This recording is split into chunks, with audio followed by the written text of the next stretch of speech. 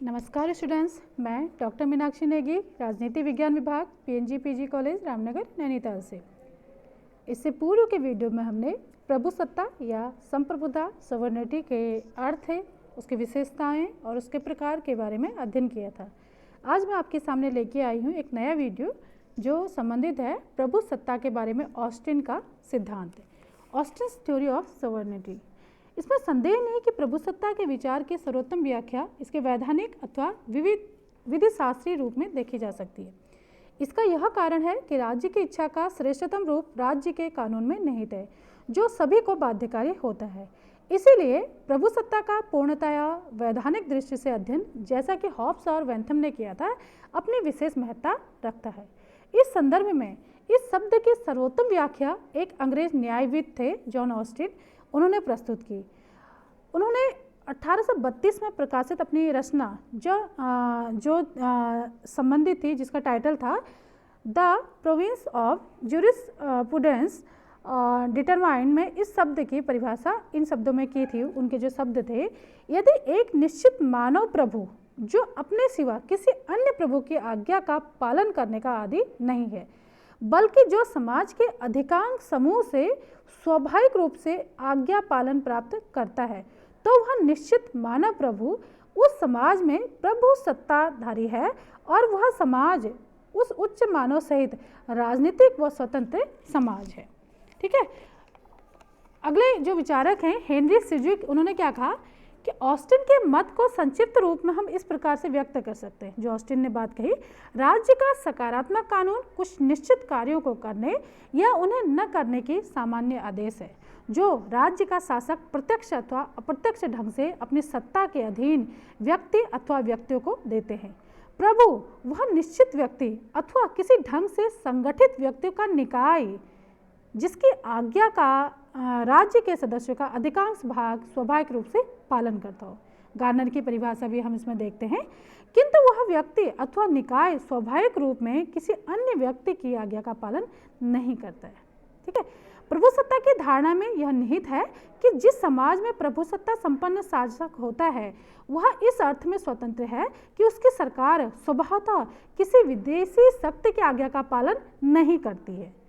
अतः इस अर्थ में व्याख्या जो व्यवस्था रूपी है कि समाज का विशाल भाग स्वभावतः कानूनों का पालन करता है। जैसे हम भारतीय समाज की बात करें तो भारत एक जो संपूर्ण प्रभुत्व संपन्न जो राज्य है, तो भारत में रहने वाले जितने नागरिक हैं वे भारतीय कानूनों का जो पालन स्वभावतः करेंगे।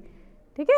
ये नहीं कि जो दूसरे राज्य हैं या अमेरिका का या ब्रिटेन का है, वहाँ का नागरिक भी यहाँ के कानूनों का पालन करेगा, या अपने देश के बाहर भी यहाँ के कानून क्या होते हैं, लागू होते हैं, ऐसा नहीं है। जो जिस समाज में रह रहा है, जिस राज्य में रह रहा है, तो वहाँ के नागरिक क्या करेंगे, अपने राज्य के कानूनों को फॉलो करेंगे और यह इनके व्यवहार में होगा। अगला हम देखते हैं इस परिभाषा से और साथ ही इस मान्यता से कि इस परिभाषा को पुष्ट करने वाले तथ्य मौजूद हैं, दो महत्वपूर्ण निष्कर्ष निकलते हैं। पहला, प्रभु सत्ताधारी की शक्ति को वैधानिक रूप में सीमित नहीं किया जा सकता। ठीक है। जो प्रभु सत्ताधारी होगा, जो संप्रभु होगा, उसको वैधानिक रूप से उसकी शक्तियों को क्या है, लिमिटेड नहीं किया जाएगा, सीमित नहीं किया जाएगा, कुछ प्रतिबंध उसके ऊपर नहीं होंगे, क्योंकि स्पष्ट था शासक को अपने किसी आदेश द्वारा किसी विशेष प्रकार के कार्य करने पर विवश नहीं किया जा सकता। वास्तव में प्रभुसत्ता को वैधानिक तौर पर दो अथवा अधिक व्यक्तियों के निकायों के बीच नहीं बांटा जा सकता। पहले हमने जब विशेषताएं देखी थी तो हमने क्या कहा कि जो संप्रभुता या प्रभुसत्ता या सवर्निटी है, उसको बांटा नहीं जा सकता, वो अविभाज्य है, जो पृथक रहकर कार्य करते हों। क्योंकि ऐसा कोई व्यक्ति अथवा व्यक्तियों का निकाय अनिवार्य रूप से ऐसे सुनिश्चित शक्तियों से युक्त होना चाहिए जो वैध रूप में कुछ दिशाओं में सीमित हो। ये कुछ ऐसे काम हैं जिनका करना उनमें से प्रत्येक के लिए कानून द्वारा निषिद्ध है, परंतु ऐसी स्थिति में वे स्वभावतः उस सत्ता के प्रति आज्ञापालक हैं जिसने कानून लागू किया है, और यह उपरोक्त पक्ष वास्तविक राज्य प्रभु है या वास्तविक राज्य का संप्रभु है। उदाहरण के लिए संयुक्त राज्य अमेरिका जैसे संघीय राज्य में प्रभुसत्ता सही अर्थ में न तो मात्र केंद्रीय सरकार के पास है और न मात्र संघ में मिले अलग अलग राज्यों के पास है, बल्कि यह उस निकाय के पास है, चाहे उसका कोई रूप हो, जिसे संघ की परिस्थिति को परिवर्तित करने का अधिकार रखने की मान्यता है। ऑस्टिन ने राज्य की प्रभुसत्ता की प्रकृति के विषय में जो कहा है उससे कुछ निष्कर्ष निकलते हैं जो इस प्रकार से हैं। पहला क्या है, प्रत्येक स्वतंत्र राजनीतिक समुदाय अथवा किसी राज्य में किसी व्यक्ति अथवा व्यक्तियों के हाथों में सर्वोच्च व परम सत्ता होती है। ठीक है, किसी व्यक्ति के हाथ में परम सत्ता होगी जो अपने आंतरिक क्षेत्र में और बाहरी क्षेत्र में निर्णय लेगा, जिसकी इच्छा राज्य का कानून होती है। ठीक है, कानून के आधार पर वो सारे नियम कानून बनाए जाएंगे कि किसको क्या करना है, और इसलिए यह सभी संबद्ध व्यक्तियों तथा उसके संघों पर अनिवार्यता लागू होती है। ठीक है, पूरा जो क्षेत्र होगा, अगर भारत की बात की जाए तो भारत में जितने भी नागरिक होंगे, जितना इसका क्षेत्र होगा वहाँ तक यह नियम और कानून लागू होंगे। दूसरा है, प्रभु सत्ताधारी निश्चित मानव होता है। ठीक है, जो प्रभु सत्ताधारी होगा, प्रभु सत्ता तो क्या होगा, वो जैसे एक प्रभु सत्ताधारी है तो हो सकता है अगली बार क्या हो दूसरे में चले जाए, लेकिन उसको जो धारण करेगा वो क्या है, मानव ही करेगा। इसका यह अर्थ है कि राज्य की सर्वोच्च सत्ता किसी व्यक्ति अथवा व्यक्तियों के हाथों में समाहित होती है, जिन्हें जाना पहचाना जा सकता है और जो अपने विवेक के अनुसार उसका प्रयोग कर सकता है। इसका यह अभिप्राय है कि वे अपनी इच्छा का निर्माण करके उसकी अभिव्यक्ति एवं उसे साकार कर सकते हैं। ऐसी स्थिति में प्रभु सत्ता केवल वैधानिक रूप में रह सकती है। राजनीतिक प्रभु सत्ता निर्वाचन मंडल की सर्वोच्च शक्ति अथवा लोक प्रभु सत्ता जनता की सर्वोच्च शक्ति जैसी किसी वस्तु की बात करना मात्र काल्पनिक विचार का समर्थन करती है। लोक प्रभु सत्ता की या जन प्रभु सत्ता की हम बात करते हैं, लेकिन वास्तव में इसको लागू कर पाना बहुत मुश्किल है। विशाल निर्वाचक मंडल अथवा लोगों का विशाल समूह किसी राज्य के प्रभु सत्ताधारी का स्वरूपी नहीं हो सकता, समरूपी नहीं हो सकता, और न वे अपने संकल्प को कानून के रूप में प्रस्तुत अथवा अभिव्यक्त कर सकते हैं। इससे यह भी निष्कर्ष निकलता है कि इस संदर्भ में मानवीय कानूनों के अतिरिक्त कोई अन्य वस्तु या दैवीय कानून के रूप में अध्ययन का उचित विषय नहीं हो सकता। अगला हम देखते हैं, तीसरा जो है, प्रभु सत्ता अविभाज्य है। ठीक है, पहले भी हमने ये बात की है कि जो संप्रभुता है, प्रभु सत्ता है, उसको विभाजित नहीं किया जा सकता, क्योंकि राज्य प्रभु किसी अन्य सत्ता की आज्ञा का पालन नहीं कर सकता। ठीक है, अगर हम बात करें कि भारत एक संप्रभु राष्ट्र है और फिर भी हम कहें कि अमेरिका के दबाव में आकर भारत ये निर्णय ले रहा है, तो उसकी संप्रभुता क्या है, कहीं ना कहीं खतरे में पड़ सकती है। तो इसलिए जो राज्य प्रभु है वो बिना किसी बाहरी दबाव के, बिना दूसरे व्यक्ति के दबाव के अपने निर्णय खुद लेगा। अगला हम देखते हैं, राज्य प्रभु राज्य के विशाल समुदाय से स्वाभाविक आज्ञा पालन प्राप्त करता है। इसका यह अभिप्राय है कि आज्ञा पालन स्वाभाविक हो, न कि यह कभी कभी की जाने वाली रस्म के रूप में हो। ऐसा नियमित, अविचलित तथा निरंतर रूप में होना चाहिए।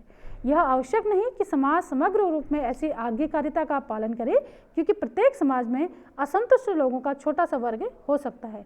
यही पर्याप्त है कि समुदाय का अधिकांश भाग बहुमत आज्ञा पालन कर रहा हो। ठीक है, मतलब अधिक मात्रा में आज्ञा पालन हो, विरोधी ज़्यादा ना हो, विरोधी कम हो सकते हैं, लेकिन जो समर्थन करने वाले आज्ञा पालन वाले हैं उनकी संख्या ज़्यादा होनी चाहिए। पांचवा हम देखते हैं कि आदेश कानून का सार है। राज्य प्रभु जो इच्छा व्यक्त करता है वही कानून है। कानून का उल्लंघन करना दंड को आमंत्रित करना है। अतः राज्य के कानून को रीति अथवा प्रथा से भिन्न किया जा सकता है। कानून का स्वभाव आदेशात्मक है, जबकि प्रथा का स्वभाव ऐच्छिक है। ठीक है, जो भी प्रथाएं चली आ रही हैं हम क्या करते हैं, उसको फॉलो कर भी सकते हैं, नहीं भी कर सकते हैं। कोई हिंदू धर्म के कोई रीति रिवाज है, जरूरी नहीं है कि हम उसको कट्टर तरीके से फॉलो करें, लेकिन जो कानून है, कानून सबके लिए क्या है, बराबर है। कानून का उल्लंघन होने पर क्या होगा, आप दंडित हो सकते होंगे। लोग प्रथाओं का पालन करें या न करें, परंतु कानून का पालन ऐच्छिक बिल्कुल नहीं हो सकता। संक्षेप में हम देखें, ऑस्टिन के संप्रभु तर्क का वैधानिक रूप है। राज्य की सर्वोच्च शक्ति कानून के रूप में प्रकट होती है, जो आदेश की तरह है और जिसका पालन लोगों और उसके समूह को करना अनिवार्य है।